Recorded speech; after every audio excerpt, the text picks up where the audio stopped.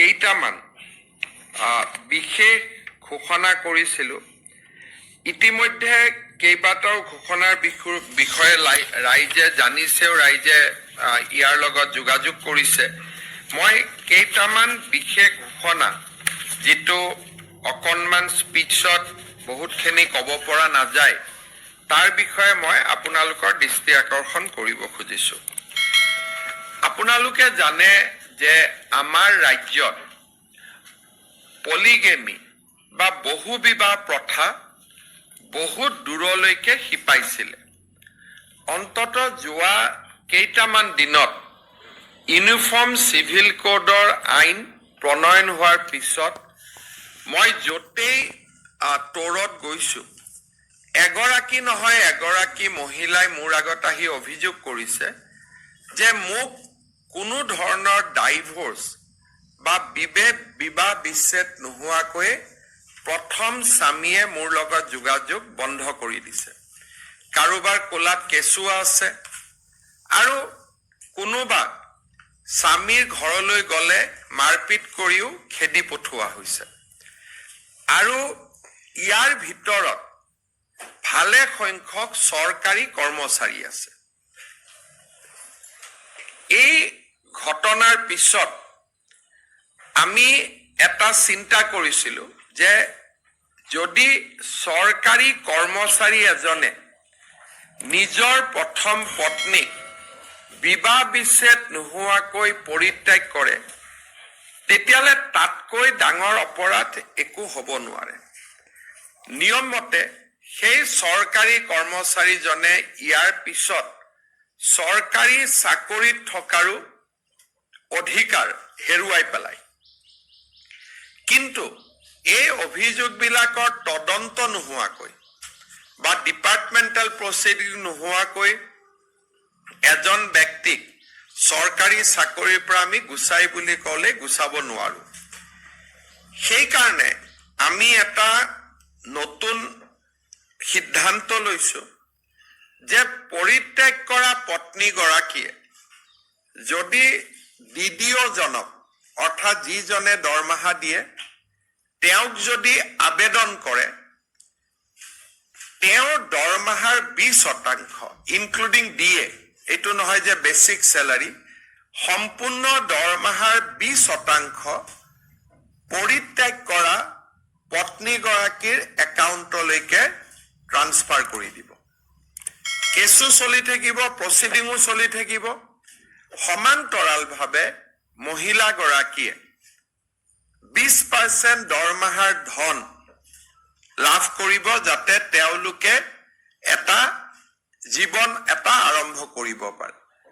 আজি আমাৰ চৰকাৰী কৰ্মচাৰীৰ এভাৰেজ দৰমহা 50,000 প্লাছ ইন এণ্ড এৰাউণ্ড। গতিকে লগে লগে অন্ততঃ মাহত 10-12,000 টকা সেই পত্নীগৰাকীয়ে, পৰিত্যাগ পত্নীগৰাকীয়ে লাভ কৰিব পাৰিব। আৰু ইমানতে শেষ হৈ নাযায়, কৰ্মচাৰীজনৰ ওপৰত ডিপাৰ্টমেণ্টেল প্ৰচিডিঙো আৰম্ভ হ'ব সমান্তৰালভাৱে।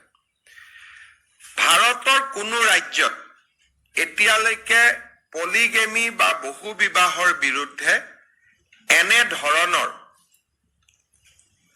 ব্যৱস্থা হাতত লোৱা নাই।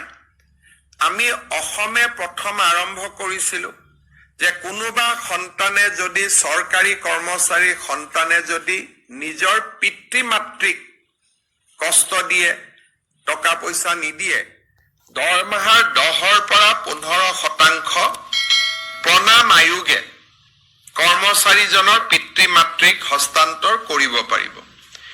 ইয়াৰ পিছত কিছু সংখ্যক এনে ব্যৱস্থা লোৱাৰ পিছত এতিয়া চৰকাৰী কৰ্মচাৰীৰ বিৰুদ্ধে এনে অভিযোগ প্ৰায় নোহোৱা হৈছে। মই ভাবোঁ যে আজি আমাৰ ৰাজ্য চৰকাৰে যিটো সিদ্ধান্ত লৈছে, ইও আমাৰ আই মাতৃসকলক সুৰক্ষা দিয়াত এক ডাঙৰ पदक्षेप हिसाबे थियो দিব। मैं हिंदी में भी बोलने का भी कोशिश करूंगा। हमारे बहुत सारे सरकारी कर्मचारी ने डाइवोर्स बिना पहला पत्नी को त्याग कर देने का घटना हमारे सामने निरंतर आ रहे थे। सरकारी कर्मचारी कभी भी बहु विवाह नहीं कर सकता है पहला पत्नी को डाइवोर्स करने का पहले, लेकिन यह सिलसिला चलते रहे और बहुत सरकारी कर्मचारी भी ये काम ने अपने आप को इन्वॉल्व किया। हमने निर्णय लिया हो ऐसा हर सरकारी कर्मचारी का खिलाफ सरकार डीपी करेगा, सरकार व्यवस्था लेगे और जब तक ये डीपी व्यवस्था कंप्लीट नहीं होगा तब तक पहला पत्नी का अकाउंट में हम 20% तनख्वाह सरकार का लेवल से ही डायरेक्टली हम पहला पत्नी का खाता में ट्रांसफर करने का काम करूंगा। ये 20 पहले हमने असम में निर्णय लिया था कि अगर कोई सरकारी कर्मचारी अपना पिता माता का देखभाल नहीं करेगा तब हम तनख्वाह से 10 से 15% डिडक्ट करके पिता माता के अकाउंट में भेजूंगा। ये स्कीम काफी सक्सेस रहा। आज पिता माता का व्यवस्था, पिता माता का ख्याल नहीं रखते हैं ऐसा कंप्लेन घट गया। मेरा लगता है अभी जब 20% सैलरी हम ट्रांसफर करूंगा पहला पत्नी का नाम में और साथ साथ डिपार्टमेंटल प्रोसीडिंग भी शुरू होगा, मेरा लगता है कि असम का सरकारी कर्मचारी में बहु विवाह बंद होगा। पहला पत्नी को छोड़ देने का जो एक घृणनीय काम करते हैं इस काम का भी समाप्त होगा। मैं मेरा 15 अगस्त का स्पीच में इसका बारे में बोला और आज आप लोगों का थ्रू से मैं सबको यह संदेश देना चाहता हूं कि सरकार कठोर होगा। उसका पहले ही आप लोग जो भी ये बहु विवाह का काम में इन्वॉल्व है ये काम से बाहर होने का आप लोग शुरू करें, नहीं तो सरकार आप लोगों का ऊपर सख्त से सख्त कदम लेगा। द्वितीयতে আমি 2 অক্টোবৰৰ পৰা অসমত এটা কাম কৰিব খুজিছো।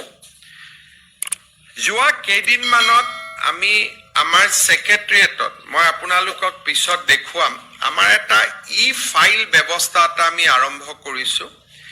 ই ফাইল ব্যৱস্থাত চৰকাৰলৈ অহা প্ৰত্যেকখন নথি আমি ৰেজিষ্টাৰ কৰো। প্ৰত্যেক ফাইল কাৰ ওচৰত কিমান দিন আছে সেইটো আমি দেখা পাওঁ আৰু যিকোনো এখন কাগজ যদি মোৰ টেবুলত পৰি আছে, ৰনোজ পেগুৰ টেবুলত পৰি আছে, কোনোবা বিষয়াৰ ওচৰত বহি আছে, আমি তাক স্পষ্ট কৰি চাব পাৰো। ইয়াৰ ভিতৰত আমি দেখা পাইছিলো যে বৰ্তমান অসম চৰকাৰৰ সচিবালয়ত এনেকুৱা পেন্ডিং কাগজ বা ফাইলৰ সংখ্যা প্ৰায় 3 লাখতকৈ বেছি আছে। এই 3 লাখ এনেকুৱা নহয় যে হয়তো কিছুমান খুব ৰুটিন কামো আছে, কিন্তু তথাপিতো যদি আমি চাব যাওঁ যে 3 লাখ করসপন্ডেন্স আৰু 3 লাখ ফাইল আজি দিনটোত উন্মুক্ত হৈ আছে, ডিসপোজেল হোৱা নাই। সেই ধৰণে ডাইৰেক্টৰেট আৰু ডিসি কোৰ্টতো সমান সংখ্যক কাগজ নিশ্চিতভাৱে জমা হৈ আছে। আমি এতিয়া 2 অক্টোবৰৰ পৰা প্ৰজেক্ট সদ্ভাৱনা বুলি আমি এটা কাম আৰম্ভ কৰিম যে 2 অক্টোবৰৰ পৰা 31 জানুৱাৰীলৈকে আমাৰ অসম চৰকাৰৰ ভিতৰত যিমান পেন্ডিং কাগজ আৰু ফাইলছ আছে আমি সকলোৱে তাক ডিসপোজ কৰিব পাৰিম। এটা পোৰ্টেল হ'ব য'ত নেকি ৰাইজেও আবেদন কৰিব পাৰিব যে মোৰ অমুকখন কাগজ জমা হৈ আছে। এনেকুৱা নহয় যে অকল চৰকাৰে দেখাখিনি কৰিব। চৰকাৰৰ নজৰত নাথাকাও যদি কিবা কাগজ আমাৰ সচিবালয়ত পেন্ডিং হৈ আছে তাকো ৰাইজে লিখিব পাৰিব। ডাইৰেক্টৰেট বিলাকত যদি পেণ্ডিং হৈ আছে তাকো ৰাইজে লিখিব পাৰিব আৰু জিলা আয়ুক্তৰ কাৰ্যালয়টো যদি বছৰ বছৰ ধৰি পেণ্ডিং হৈ আছে তাক ৰাইজে লিখিব পাৰিব ইয়াৰ আগতে আমি কিছুমান বিধিগত ব্যৱস্থা ল'ব লাগিব মাটিৰ কাম পৰি আছে SDLSC বনাব লাগিব তাৰ মিটিং কৰিব লাগিব কোনোবা নিয়মৰ কাৰণে কামটো কৰিব পৰা নাই কেবিনেটে নিয়ম সংশোধন কৰিব লাগিব এটা ডাঙৰ কৰ্মযোগ্য এটা আমি ৰূপায়ণ কৰিব লাগিব 2021 চনত এই কামটো আমি হাতত লৈছিলো তেতিয়া ফাইল বিলাক মেনুৱেল আছিল আৰু আমি যিমান পাৰো ফাইল বিলাক শেষ কৰিছিলো আৰু আপোনালোকে দেখা পাই যে সেক্ৰেটাৰিয়েটত তেতিয়াৰ পৰা মানুহ অহা সংখ্যাটো দ্ৰুত গতিত কমি গৈছিল কিন্তু মেনুৱেল থকা বাবে আমি বহুত কথা ধৰিব পৰা নাছিলো কাৰণ কোনোবা এখন কাগজ যদি ফাইলৰ তলত আছে তাক গম পোৱা নাযায় ফাইলৰ ভিতৰত যদি 4খন কাগজ বন্ধ হৈ আছে তাক গম পোৱা নাযায়